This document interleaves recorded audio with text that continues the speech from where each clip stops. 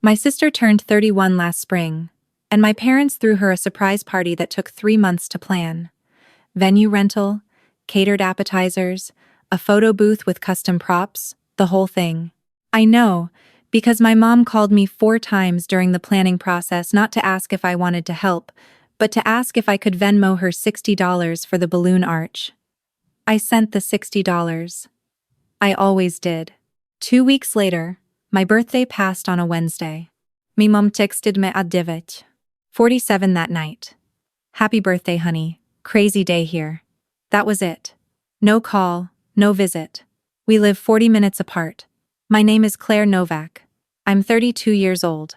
I'm a senior financial analyst at a regional insurance firm in Columbus, Ohio, and for most of my adult life, I have been the person in my family who handles things, pays things, fixes things quietly, then steps back so no one has to feel uncomfortable about how much they needed me to do it. I want to tell you what changed. And I want to start with the day I signed the papers on my condo. I'd been saving for 4 years. Not in any dramatic way. I didn't move back home. I didn't give up vacations entirely. I didn't eat rice and beans 7 nights a week. I just made a plan, stuck to it, and about 14 months ago, I put a full cash offer on a 2-bedroom unit in a newer building in Clintonville. The purchase price was $268,000. I had the money. My financial advisor helped me structure it.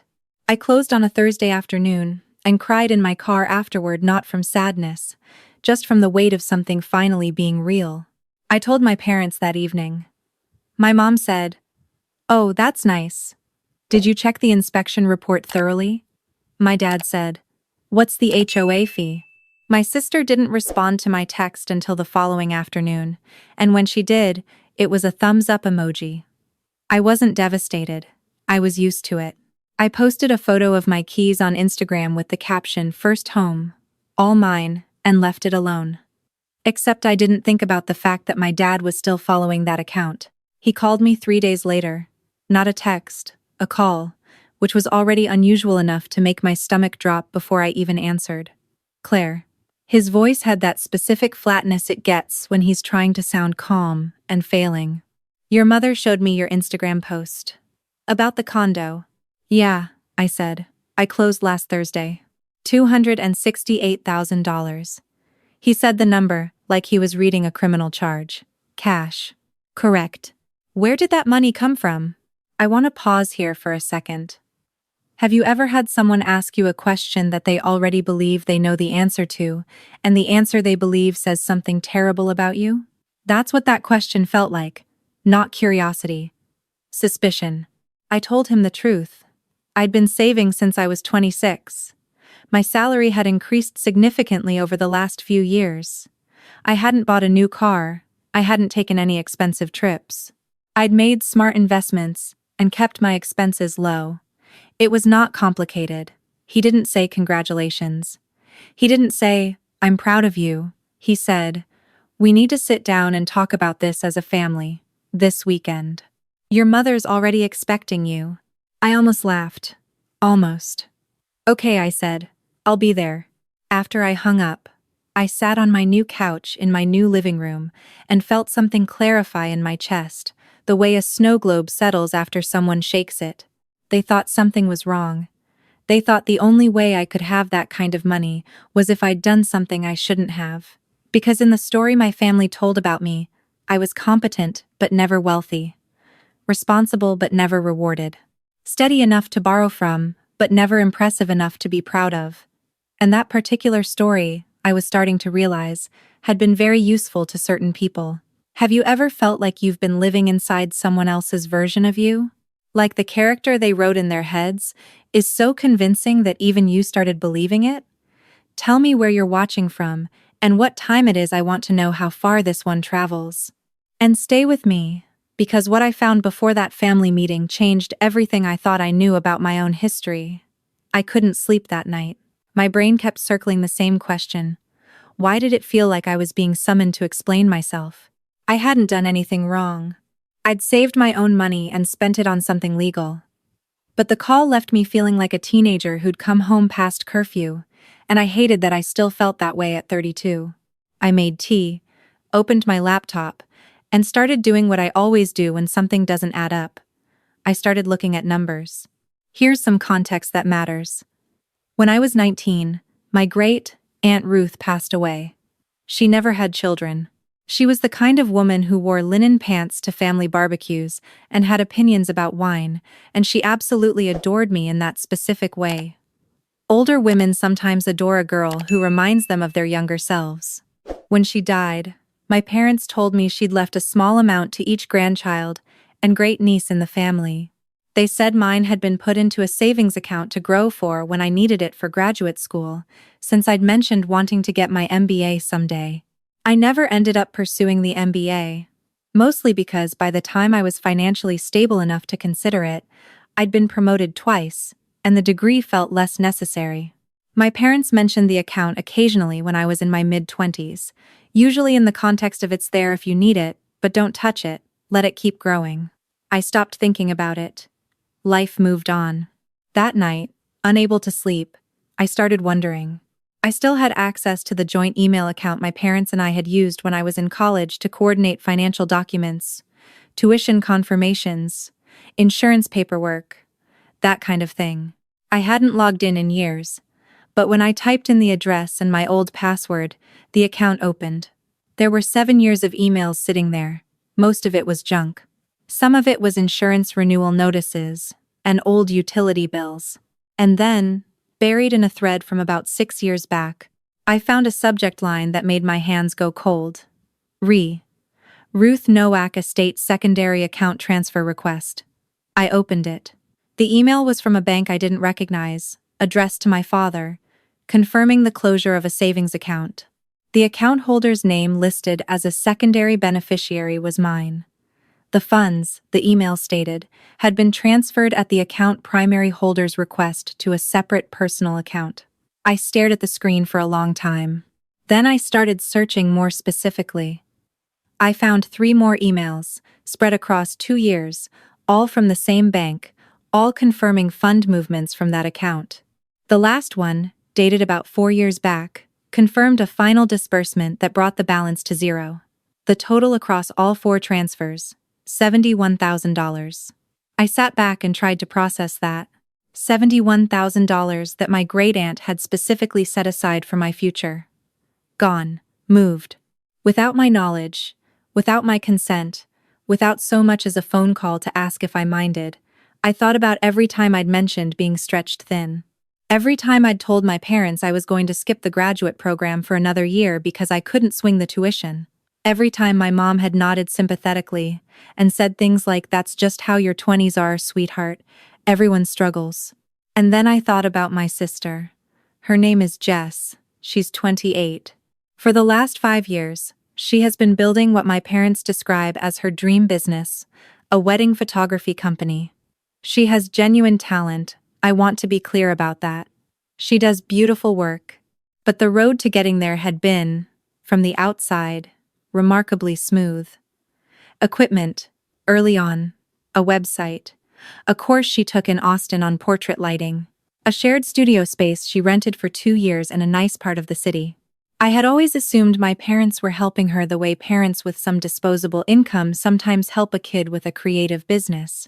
It hadn't occurred to me to ask where exactly that disposable income was coming from. I went back to the emails. I searched differently this time. I found what I was looking for in a forwarded message from my mom to my dad, dated about 5.5 years ago. The subject line was for Jesse's equipment pulled from the RN account. N. Ruth Nowak, my great-aunt. Attached to the email was a screenshot of a transfer confirmation. $4,000, marked as a gift to my sister for business startup costs. I kept looking. I found 6 more references over the following 2 years. Studio deposit, insurance for the equipment, a photography workshop in Nashville, a camera lens that cost more than my first used car. The messages between my parents were brief and practical in the way of 2 people who had agreed on something they didn't want to examine too closely. Once, my dad wrote, "This is the last time, Karen, we're almost at the bottom of it." My mom replied, "She's going to make it work.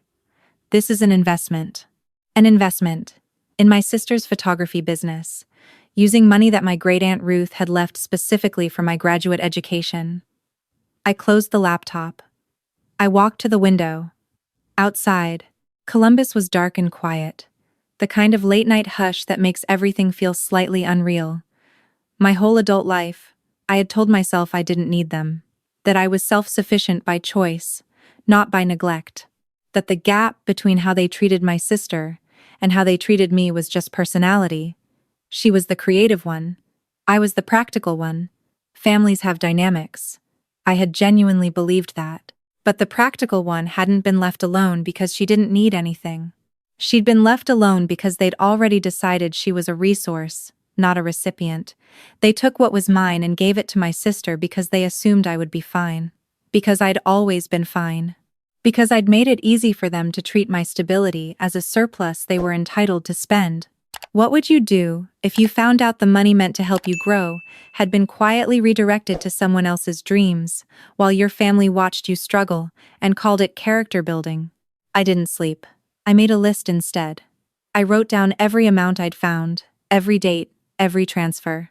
By 4 a.m., I had a clear picture and a very specific number: $71,000, plus interest on what it would have earned had it stayed in a proper savings account. I wrote that down too.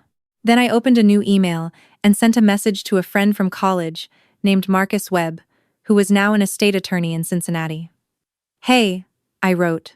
"I think my parents misappropriated funds from a deceased relative's estate. Can we talk this week?" He replied at 7 a.m. "Call me at noon." I did. Marcus was calm and precise in the way good lawyers are, and after I walked him through what I'd found, he asked me a series of very specific questions. Did I have documentation? Yes. Was I named as a beneficiary in Ruth's will? I believed so, but I didn't have a copy. Could I get one? Possibly through the county probate court, since the estate had been filed years ago. He said he'd pull it. He also said something that I wrote down on a sticky note and kept on my refrigerator for the next 2 weeks. Beneficiary funds redirected without consent aren't a gray area. That's conversion. You have options. I went to that family meeting in my own car, with a folder in my passenger seat and Marcus's summary in my back pocket. My parents' house looks exactly the same as it did when I was growing up. Ranch-style brick front, the garden my mom restarts every spring and abandons by July. My sister's car was already in the driveway when I arrived. I sat for a moment, looked at the folder, and got out. My mom met me in the entryway.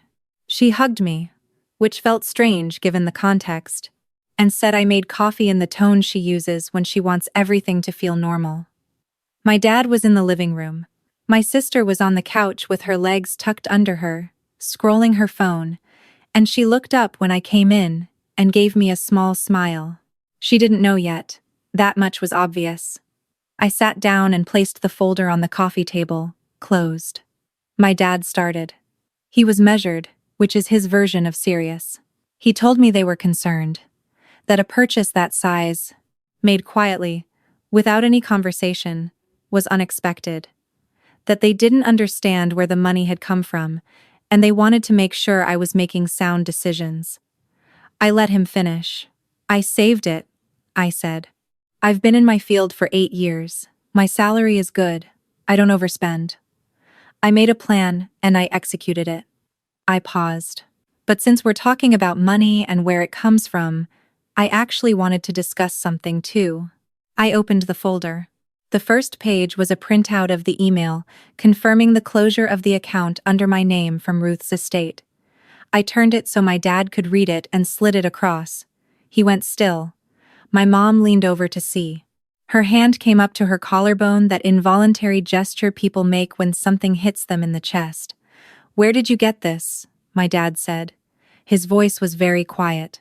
"The joint email account from when I was in college. You never removed me from it." I kept my voice even.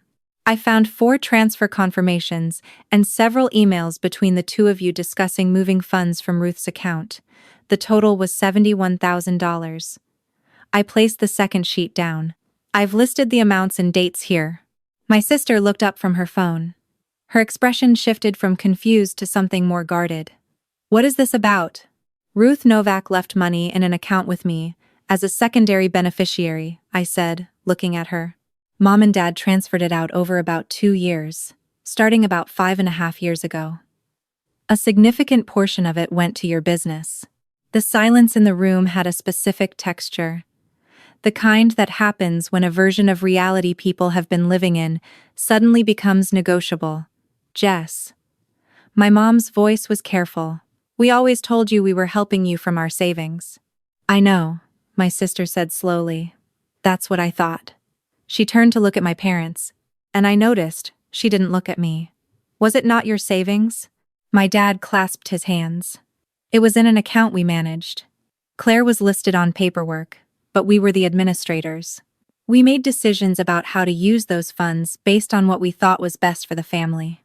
Those funds were left to me, I said. Ruth was specific. I have a copy of the relevant section of her will. I placed the 3rd page down.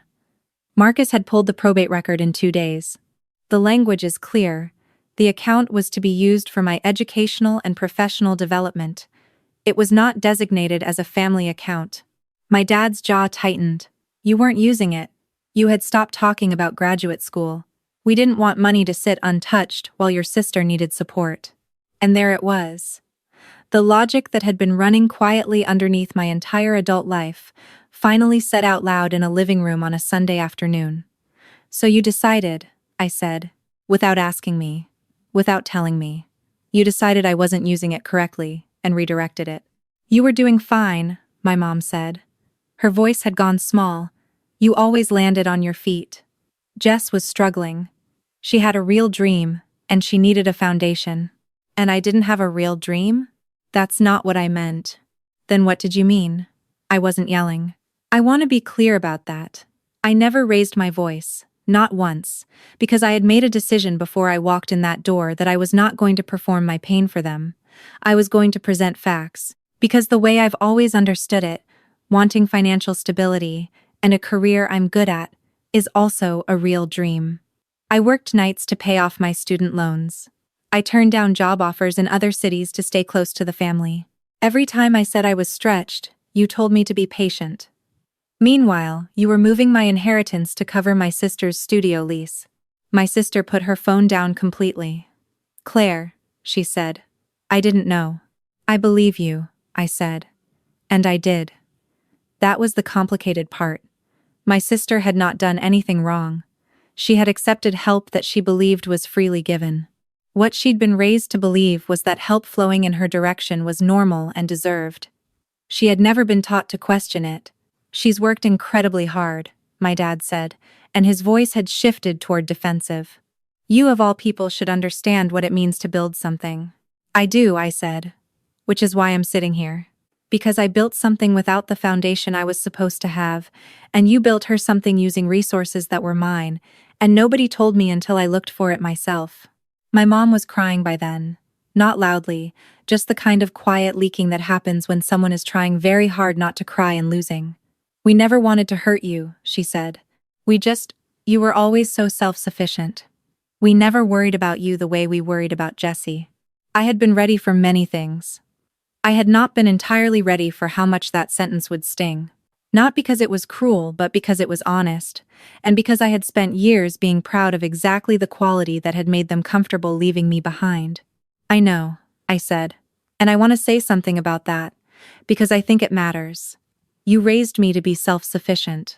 I learned early that asking for help wasn't welcome, that needing things made people uncomfortable, that the best thing I could do was handle it myself and not make a fuss. I became very good at that. And then you took that as evidence that I didn't need anything, that I was a surplus rather than a person, that my stability was a resource you could draw from, instead of something fragile I'd built with my hands. Nobody spoke. I'm not telling you this to make you feel like bad people, I continued. I think you love me. I think you love Jess.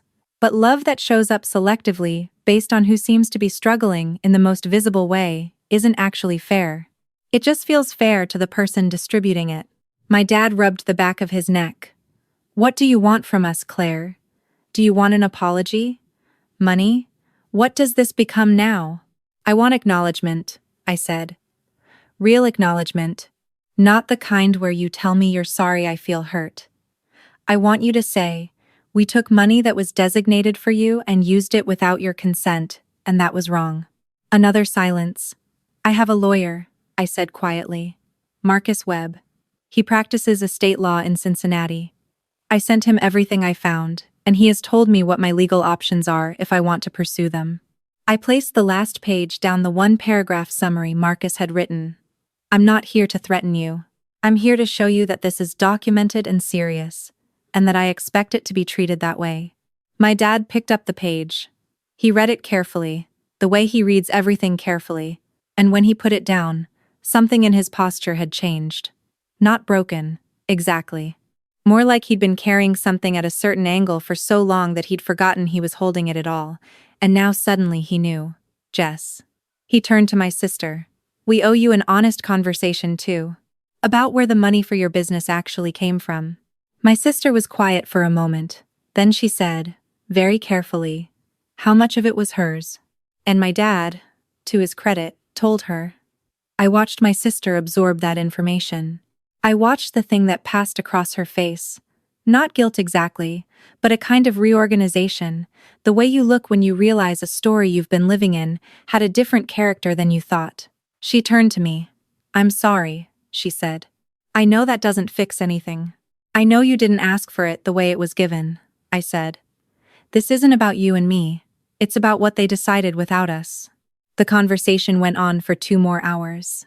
There were stretches of silence and stretches of talking, and at one point my dad got up to get a glass of water and didn't come back for several minutes, and I understood he needed that. My mom cycled through crying and composure and back again. My sister asked questions, some of them practical, some of them the kind you ask when you're trying to figure out what something means about your whole life. By the time I left, nothing was resolved in any clean way. But several things had been said that could not be unsaid, which is its own kind of resolution. Before I walked out, my dad stopped me in the entryway. He didn't look like the person who had called me 3 weeks ago with that cold, suspicious voice. He looked like someone who had been running a quiet ledger for years, and had finally been asked to show his work. I don't know how to fix this, he said. I'm not asking you to fix it today, I said. I'm asking you to stop pretending it didn't happen. That's step 1. He nodded once. Step 2, I said, is a real conversation about what accountability looks like, not as a punishment, just as the thing that has to happen before anything else can. I drove home with the windows down. Columbus in early fall has this particular quality of light that I love, golden and specific, the kind that makes everything look like it's about to be something. I didn't feel triumphant. I felt lighter, which is not the same thing, but is honestly better. 3 weeks later, Marcus helped me and my parents formalize a repayment arrangement. It wasn't fast, it wasn't simple, and it involved some hard math about what my sister could and couldn't take on. She contributed a portion voluntarily, her choice, not a requirement, and my parents structured the rest as a documented repayment plan drawn up properly, notarized, on the record. It will take them 2 years to complete it. That's fine. The point was never the money, exactly.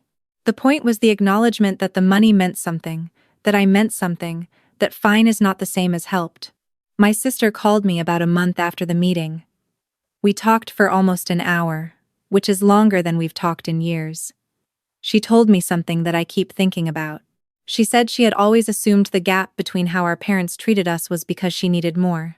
She'd never considered that maybe she'd been trained to need more, that a lifetime of rescue had made her afraid of standing on her own in ways she hadn't realized. I think I've been afraid that if they stopped, she said, it would mean they didn't love me. That's what happens when love comes with conditions, I said. You start confusing the transaction for the feeling. She was quiet for a moment. Are we okay? We're going to be okay, I said. We just have to be honest with each other now. Which we haven't been, really, ever. That's terrifying. I know, but it's better than the alternative. My dad texted me last month with something entirely unexpected. He asked if I wanted him to come see the condo. Just him, he said. He'd bring lunch. He didn't mention the money or the meeting or my great-aunt Ruth. He just said he'd like to see where I lived. I told him yes. He came on a Saturday with a bag of sandwiches from a deli we've been going to since I was a kid, and we walked through every room, and he asked about the building's HVAC system and made a comment about the light in the kitchen, and at one point he stood in front of my bookshelves for a long time, reading the spines, the way he used to do when I was little, and he'd come to say goodnight. Before he left, standing in the doorway, he said, "You've built something good here." 3 words. But I understood what he meant by them. I'm not telling this story because I want you to go looking for reasons to be angry at your family. I'm telling it because I spent years accepting a version of myself, the capable one, the one who doesn't need anything, the one who handles it, and I told myself that was strength. It was, partly. But it was also a story other people had written for me because it was convenient, and I had been too tired or too scared to read the fine print. If you grew up as the responsible one, the sibling who sorted it out while everyone else got cushions placed under them, you are allowed to ask where your cushions went. You are allowed to say the word mine and mean it. You are allowed to want something and pursue it without apologizing for the wanting. The condo wasn't a statement. It was just a home I earned. But it turned out to be the thing that finally made it impossible for my family to keep telling the story where I didn't need a thing. So let me ask you this before I go. If you discovered that someone had been quietly redirecting your future for someone else's comfort, what would you do? Would you confront it directly, or would you protect the peace? Leave it in the comments. I genuinely want to know. And thank you for listening. You were worth the full story.